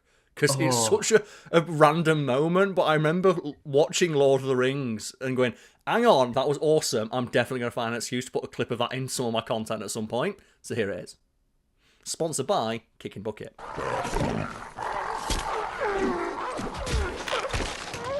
You saying like somebody getting drop kicked and eating shit reminds me of Age of Ultron, where Steve, Captain America, just goes fully horizontal. I will never get over when Steve Rogers goes full pencil and fucking just annihilates that Ultron drone. But Lucas, who have we got to shout out next? And Karl, the next person that we have to shout out is Daddy Grunt. And with this being... To clarify, that's Daddy Grunt. Yeah. So do you want to be Daddy or do you want to be Grunt? That's the real question. Is like, to me, I think at least putting a clip from Jingle All the Way of just Arnold Schwarzenegger being the daddy. Okay, and then can I put in a clip of Arnold Schwarzenegger like, who is your daddy and what does he do? It's not a tumor. I have a headache. It might be a tumor. It's not a tumor. You know, December-worthy clip of Arnold Schwarzenegger being a daddy is just Jingle All the Way, where he is the daddy. Yeah, my favourite thing about that film is, like, Arnold Schwarzenegger's head is so big, he wears, like, the martial arts belt his son gets around his head and it barely fits. Like a belt designed to go around, like, a child's waist for martial arts. Arnold Schwarzenegger can barely tie it around his massive fucking head. The fact that people just treat that dude like he's a regular suburban dad and not Mr. Universe. Like, never forget that in that movie, Arnold Schwarzenegger Shin Shoryukens a fucking reindeer and sends it through the air. But anyway, last but not least, we have to shout out Be of Awesome, another month, another zesty expedition. Can you say this one 3 times fast? One smart fellow, he felt smart. One smart fellow, he felt smart. One smart fellow, he felt smart. Which I do want to let everyone know that was Karl's second take, because, yeah, that was actually difficult to say. But in the rehearsal, I did it first time. I did it first time without mistakes in the rehearsal. That's 2 out of 3. Fuck you. We're done. Thank you for supporting the content. We'll see you all next month. Have a great new year. Great Christmas. Whatever you happen to celebrate. Just make sure you go out there and have a great time. Spread some cheer, some joy, some good times, as we try to do this year. Hell, goddamn, yeah.